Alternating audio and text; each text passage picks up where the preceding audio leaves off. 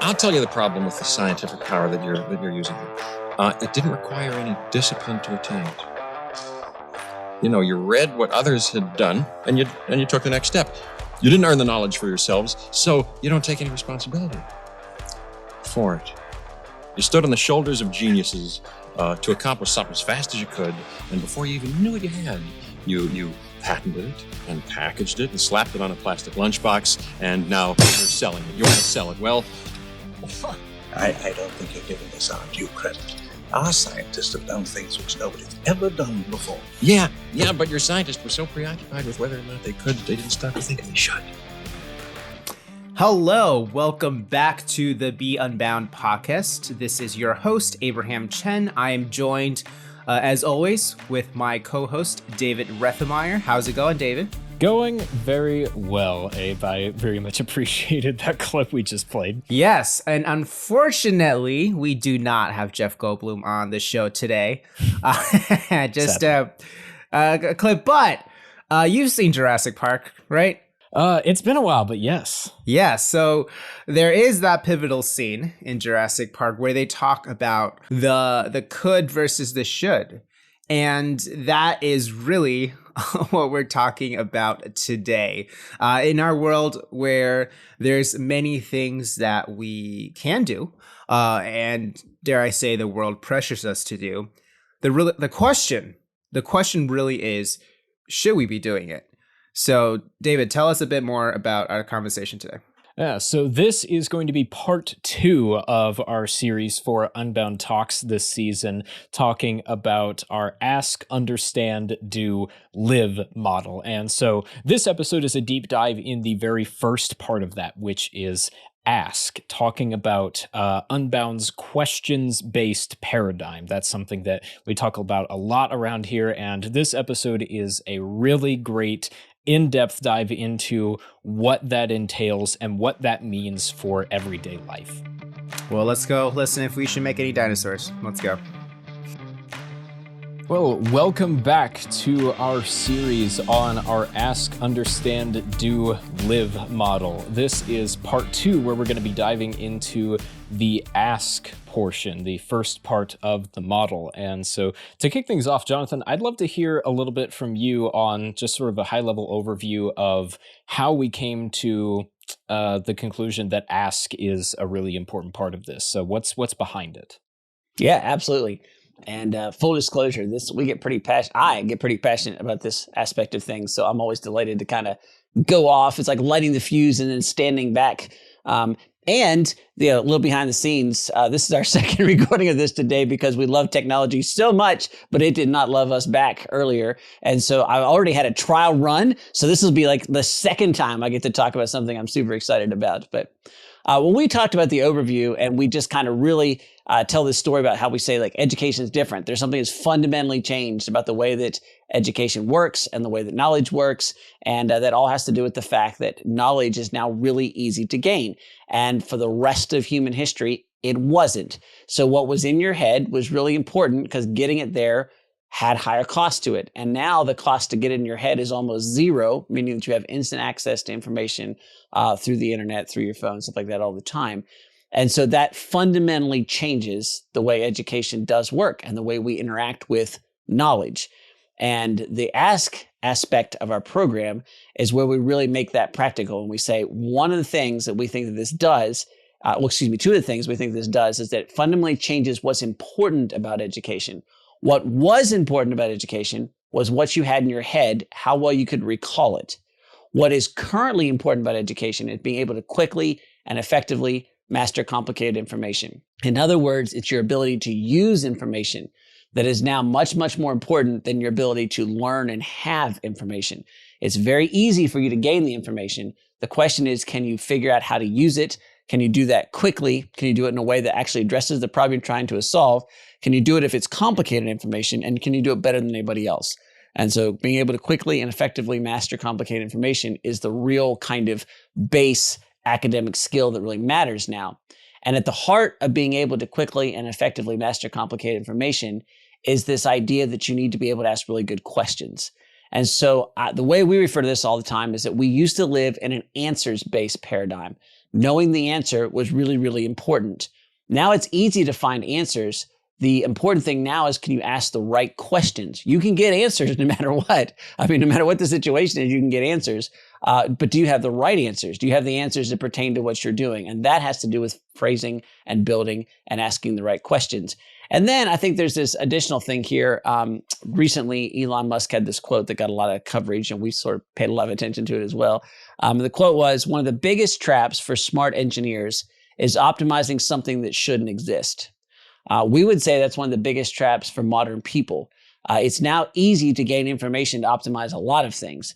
The question is, are you wise enough to ask the questions to figure out whether what you're optimizing should be optimized, and whether you're optimizing it in a way that actually makes a difference and matters? And that requires a questions-based paradigm, hence the ask. Teaching people how to ask good questions is ultimately the most important educational process, and educational skill, and educational training that we can do right now. Yeah, that's a really great summary. One thing that you hit on there that I think is really interesting is that you mentioned that part of it is wisdom, and I think it really hits on just sort of the importance of wisdom versus just raw intelligence. What comes to mind is the old saying of intelligence is knowing that a tomato is not a fruit, or knowing that a tomato is a fruit, excuse me. Whereas wisdom is knowing that despite the fact that a tomato is a fruit, it does not belong in a fruit salad. See, as somebody who really doesn't like tomatoes, that seems to be an extremely important little piece there, David. Also, for those of you out there who may be like me, and so like high level intelligence was not necessarily how you're going to get ahead in the world, the fact that we have another shot at wisdom on the academic scale was extremely encouraging. Like, I think, that opens up all kinds of possibilities for my life that's really important. So that's awesome. So I would like to hear from the rest of you guys here. So Jace, a question for you. Why do you think that a questions-based paradigm in our education is so important now? Well, David, let me do this. Let me answer that question by asking you a question. Ooh, okay. If I were to give you a multiple choice exam with, say, 4 or 5 multiple choice answers per question, but I left all the questions blank, how much would you bet you'd be able to pass that exam with even a passing grade? Even a passing grade, very, very low chance. There's always the possibility that I could get lucky, but it's absolutely impossible to figure out, what your chances are, because you don't know which answer is correct based on the fact that you don't know the question. And so I think that points to the importance of what we're talking about here, is that we do live, like Jonathan mentioned, in a world where answers are abundant, and we have a lot of answers. And sometimes life can feel like a multiple choice exam with no clear question, that we have to come up with the question. We have to fill in the question rather than we have to fill in the answer, because the answers are already there, but it's the questions that really make the answers make sense in context, and we're able to use those answers only when we have the correct question. And so I think it's super, super important to live in a questions-based paradigm, because otherwise you are not going to be able to move forward and actually do anything with the answers that you have. You will know that, grass is green, the sky is blue, but you aren't going to know, based on the questions that you're asking, that information will mean nothing to you. However, on the other hand, let's just say, wild example, let's say if you wake up and the sky is blue, then that means that there's some implication in your life. You eat oatmeal for breakfast, and if the sky is green, then you eat, eggs for breakfast, whatever. If that's the case, and that's just a silly example, then that information, the sky being blue, something that's readily observable, that actually has implications for your life. But it only has implications for your life when it's in the context of the question or the condition there. It's important to realize that the more we ask questions, the more context we provide for the information that we have, or that the information that we have accessible to us. And this is something that we talk about too, where we don't want to be, super obnoxious and just talk about asking questions for the sake of asking questions. Some previous conversations we've talked about, kind of the 3-year-old mindset, where 3-year-olds ask a ton of questions. but they are also asking those questions for a good reason. Now, sometimes they're obnoxious because we as adults just get wore down by so many questions, but they're really exercising a curiosity that is going to have implications in their life. They're going to do and learn based on those questions. And so when they want to know why they can't run out in the middle of the road, there's an answer to that has an implication on their life. And as they learn and grow, then they realize, okay, the road is, a dangerous place to be if you're just walking out there and standing there in the middle of traffic. And so if we were to, embrace a questions-based paradigm, I think we need to have a little bit of that 3-year-old mindset of curiosity and learning and growing and not being afraid to ask questions, but also at the same time realizing that, a 21-year-old who's asking those questions that a 3-year-old would ask is being obnoxious just because he's asking those questions that he should know the answer to. And so there's a little bit of, it's an iterative process, right? And we talk about this in the Navigate course. Jonathan and Victoria, discuss this in Navigate, where you ask a question that gets you to an answer, and then that you use that answer to then ask a better question. And the cycle kind of repeats itself. And so it's super important to have and we've talked about this before, a mindset of learning, a mindset of curiosity, a mindset of always improving, always growing. And part of that is definitely based on the questions-based paradigm. Yeah, we could get a pretty cool unofficial Unbound motto out of that. Always ask questions, don't be obnoxious. So just a note there for the kind of culture that we want in Unbound. Right, and if you have the right, I think, attitude behind those questions, if they are legitimate questions that are moving you towards growth in some way, then they're not obnoxious. It's when we kind of think, oh, well, we should ask questions just for the sake of asking questions. That can sometimes be obnoxious and unproductive. But if we always have a reason behind that of saying, okay, I'm going to ask this question because I want to know this, because I want to go here and do this or accomplish this, and there's some missing information or missing, oftentimes in this case that we're talking about, missing context, where we have the information, but it's the context that's missing. And in order to fill that context gap, we need to ask the right question. I think, Jace, that points out as a really important point that is worth kind of noting, which is asking good questions is a skill, right? And I think sometimes when people hear this, there's a little bit of a disconnect where they're like, well, anybody can ask questions. I mean, it's people that have answers that are smart ones. Anybody can say why or what's, and you've got that kind of 3-year-old mindset. Like if I'm a 3-year-old, I can ask a question, right? And yet that's not what we're saying here. We're actually saying that asking questions is a skill, and that people that do it better make a significant bigger difference in the world. They're able to help people more. They're able to learn more. They're actually able to get to better answers from which they can ask better questions. And they ultimately end up being people who are much more educated in all the right ways. And so to understand, first of all, that how to ask a question, what question to ask, how to construct those questions, and how to pursue those questions is an absolutely essential piece of education, and one that I think almost nobody talks about. And that's a really big deal. That's a good point, Jonathan. I think if anybody, said to me, hey, what's most important, or it's not as important to know what question to ask, or even just said, I don't think asking the right question is a skill you have to learn, I would challenge them to try and go and fix a technical problem by Googling.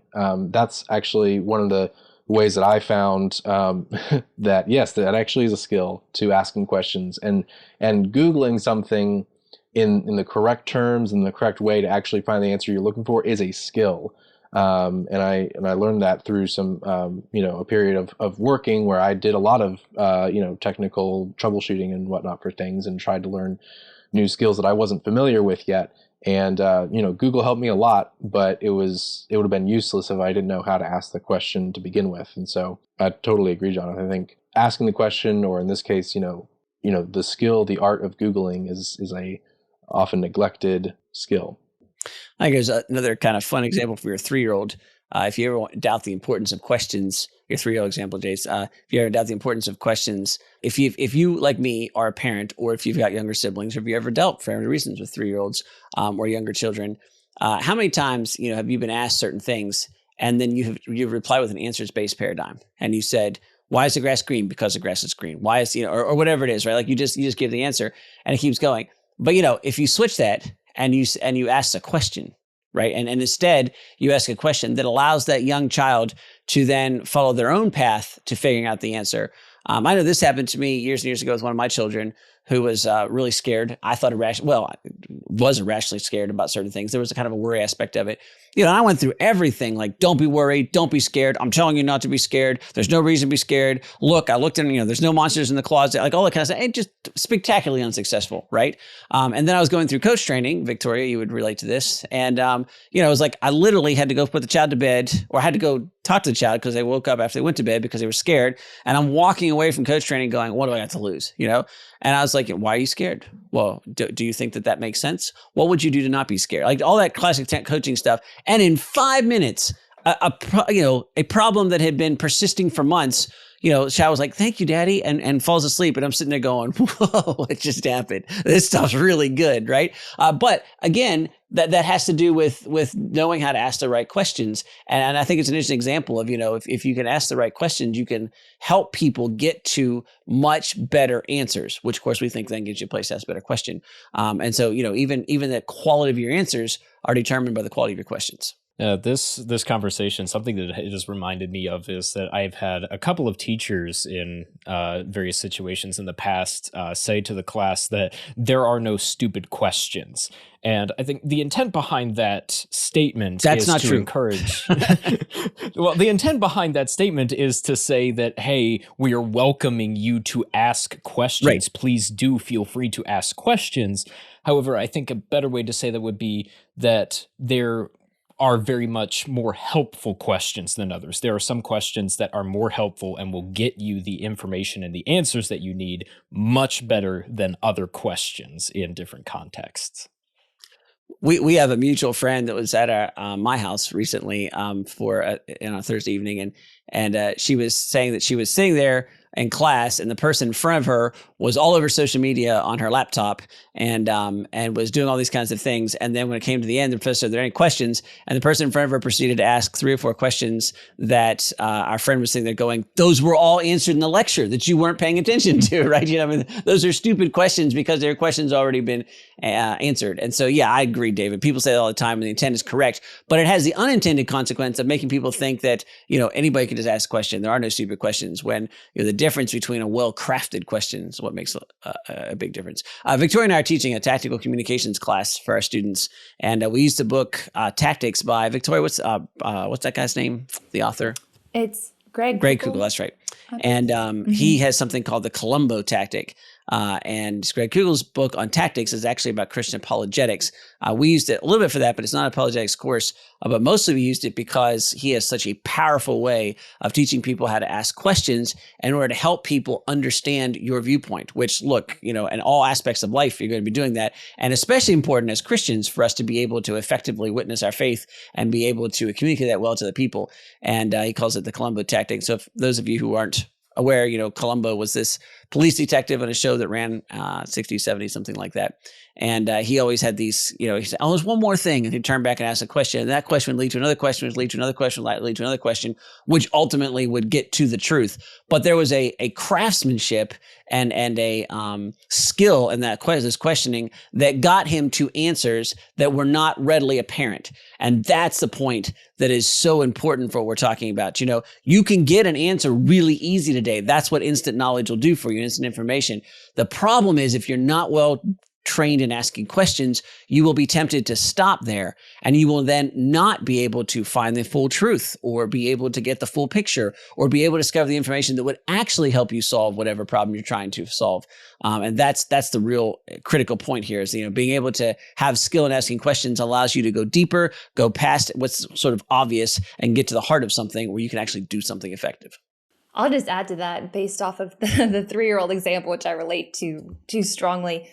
There's something to be said in Scripture talks about coming as a child. And when, obviously in that context, talking about faith, but when we are able to humble ourselves and to be willing to ask questions in that same way, I think that can be, that can help us to move forward in extraordinary ways that we would otherwise close ourselves off to if we weren't willing to take a step back and admit what we don't know and be willing to dig in, even if it's a little difficult, just by backing up and choosing to take that, like, a 3-year-old asking hopefully slightly better questions. But absolutely, Victoria. I think you can almost view a questions-based paradigm as, obviously having a lot to do with questions, but also having a lot to do with the way you approach answers.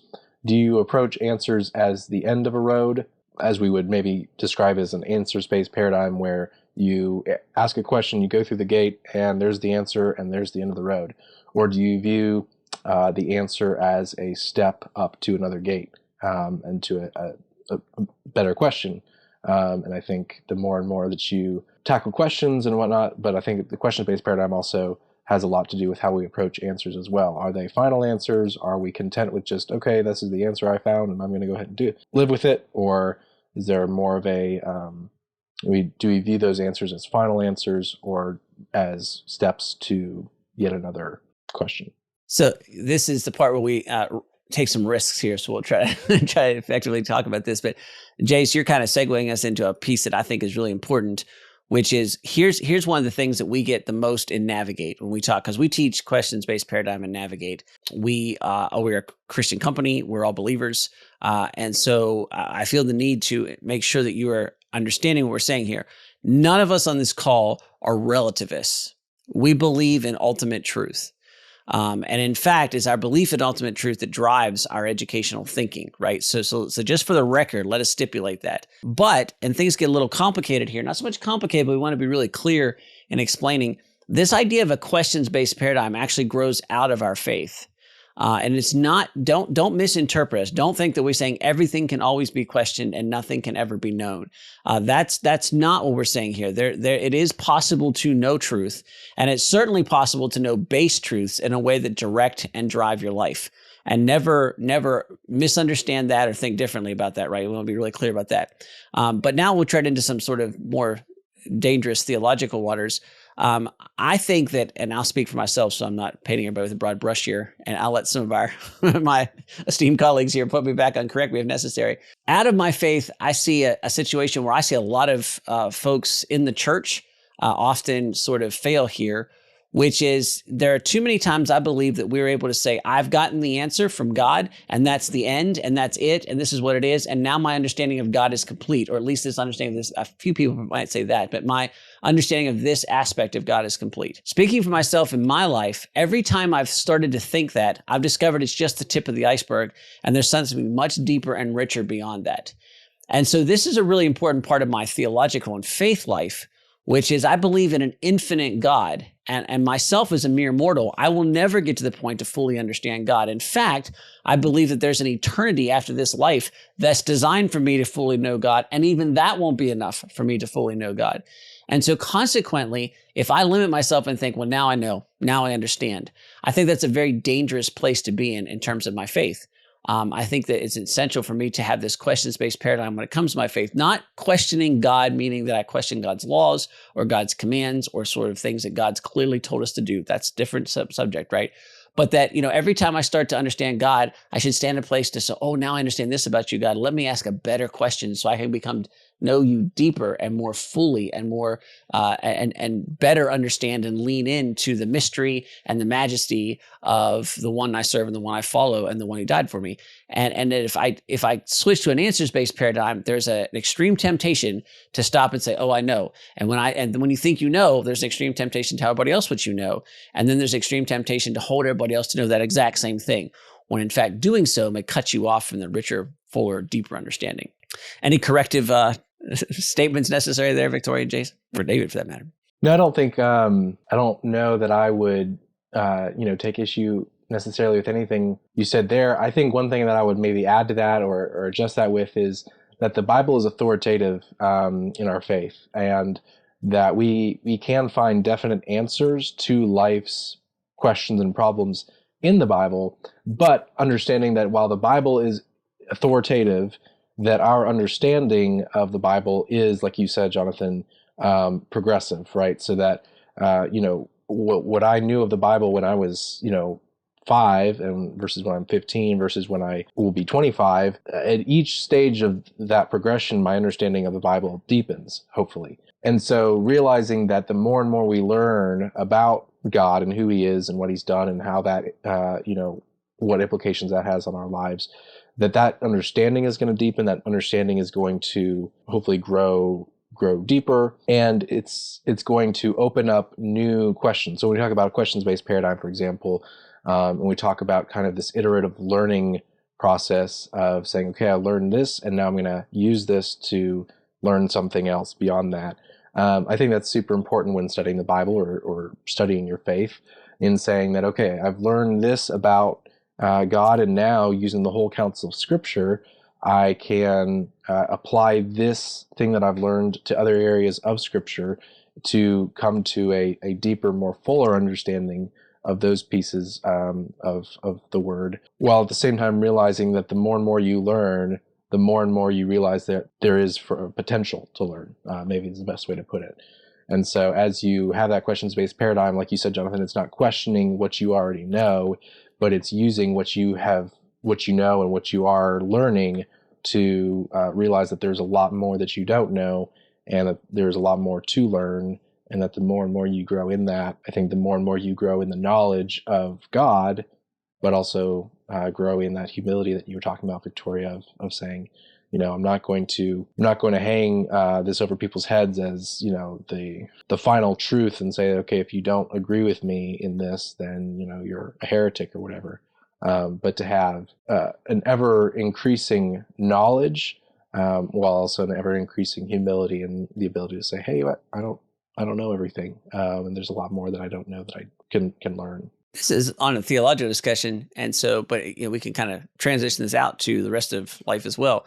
For example, as Christians, in the New Testament, Jesus says, it says, well, what does it mean to follow God? And Jesus says to love the Lord your God with all your heart, mind, and soul, and your neighbor as yourself. Okay, if the answer is, how do I get into heaven? How do I follow Jesus? As the question is asked in Scripture, that's the answer. And so it's like, I love my neighbor, and I love the Lord, I love God, right?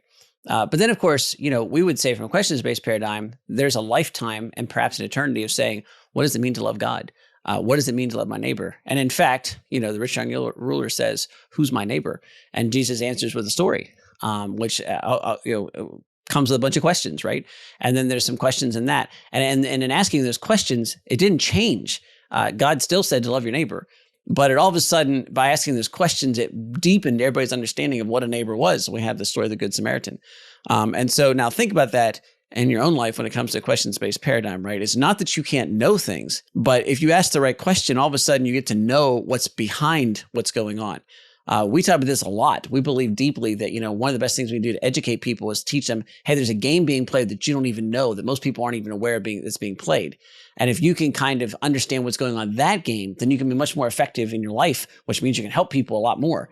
And so, asking questions allows you to, I'm going to ask this question. Oh, I figured out what I need to know. But if I ask another question, I can get even deeper and go, oh, now I know why this thing works. Oh, wow, there's a whole different another definition that I didn't see underneath that. And now understanding those definitions and those motivations and those things beyond that, it didn't change my initial answer, but it deepened that answer and made it richer. And that means I can use it much more effectively.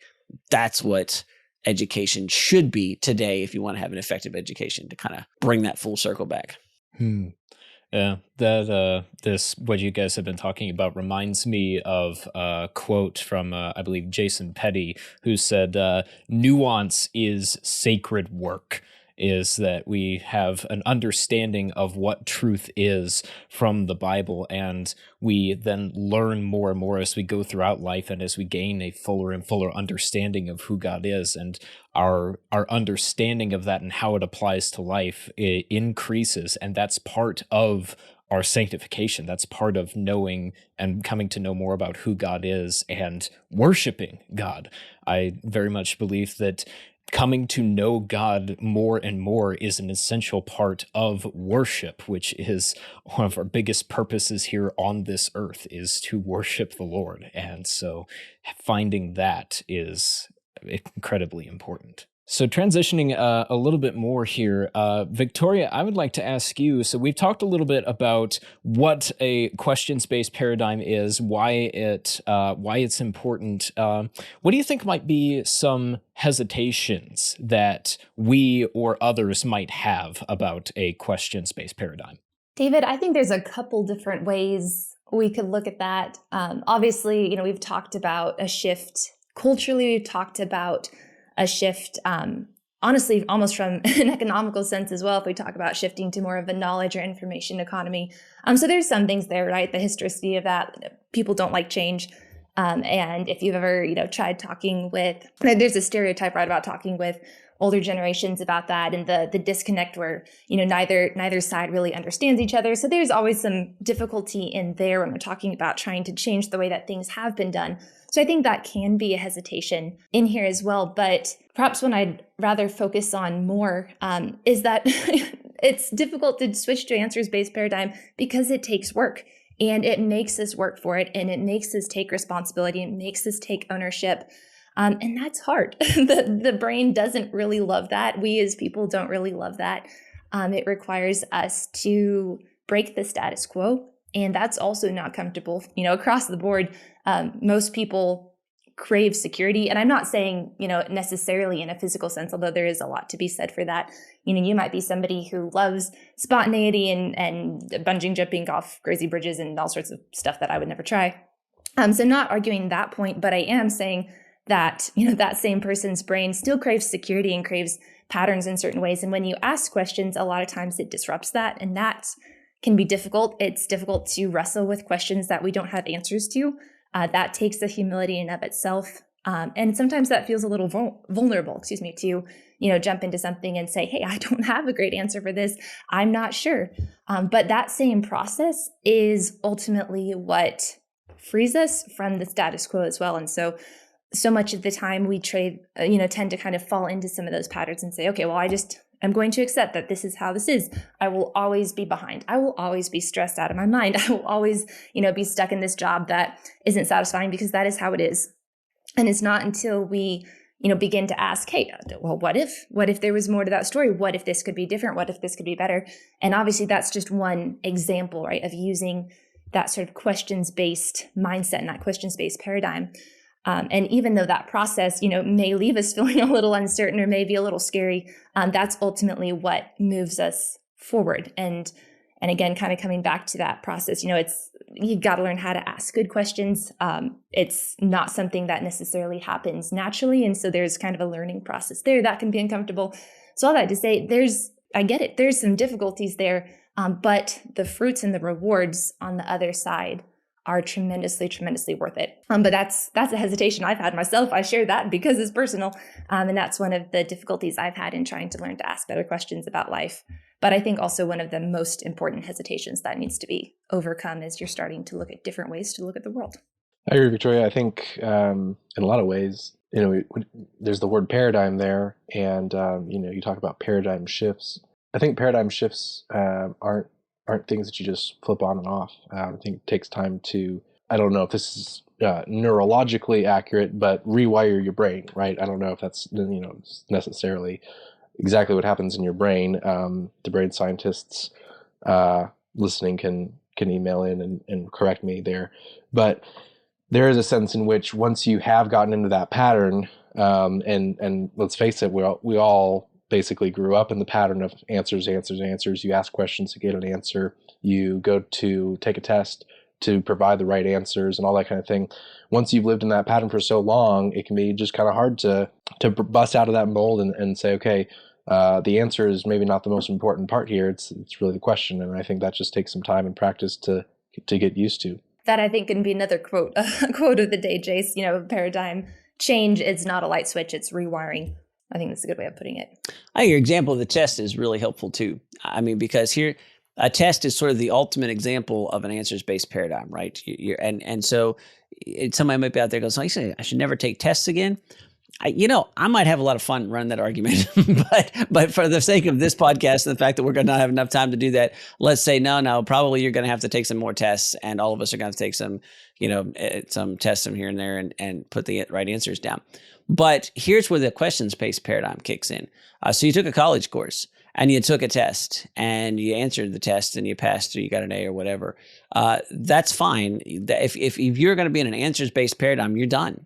The test is over. The class is over. The credits are banked. But a questions-based paradigm would say, why? What was it good for? What did I actually learn during that? What was the important thing? And then if you keep leaning into this, a questions-based paradigm might show these things like, well, actually, what I had to learn for that test wasn't that important. I can probably find that any place with just my phone and getting on the internet, right? But what was then important about that test? Well, the fact that I had to find that information and apply it to the test. That was actually a quickly and effectively mastering complicated information type of thing, right? I had to pass the test in order to pass the class. I need to pass the class in order to get the credits. I need the credits to get the degree. And so, therefore, what I've really learned is how to figure out what information I needed and to apply it correctly on that test to achieve the bigger thing. Now, we could have a lot of fun with going a little farther with that and saying, why exactly do you need the degree? That might lead us to some interesting spots as well. But that's the heart of a questions-based paradigm, right? That's it's not that you never have to know answers. It's not that you don't have to provide answers at a certain time. It's that when you do, that you're wise enough to ask an additional question, which is why? Why did I have to do this? And what? What did I achieve by doing this? And what is it good for? And what is it used for? And what can I take from this to my next stage of life? You get to do that regularly, and you make that a habit, and all of a sudden you're playing at a game that nobody else knows exists, and you're making a much bigger impact in the world. So I think that actually transitions us very well into sort of the final question that I have for you guys on this topic, which is, what does it look like to embrace a questions-based paradigm today? What does that look like practically? I would love to hear from each of you on this. I highly recommend that you start teaching preschool. I think that is an excellent place to start building at least a repertoire of questions, if not the ability to handle them. But in all seriousness, David, start asking questions. That doesn't happen overnight. And it doesn't have to be a complete 180 switch either. Jace was just talking about that. We can't suddenly switch and shouldn't try and suddenly be asking only questions or change that around, but start asking more questions in life instead of, I used the example of being stressed out of your mind earlier. If that's you, take a step back and say, why am I stressed? What's one thing I could do to remove that? Why, asking why. And then also digging into motivation, that can also help in a lot of different ways too. And so there's, you can look up, there's a ton of models on that, but the 5 whys, asking yourself why you do something if you're not sure why. Ask yourself, hey, okay, so why am I taking this course? Well, because I need this degree. Why do I need that degree? Well, because I want to do this kind of job. Why do I need that job? Because I want to do this kind of impact. And so that can be an interesting thought exercise just to kind of get your brain working in a couple different directions that it's not necessarily used to working in, and just to expand out the way you're thinking about it.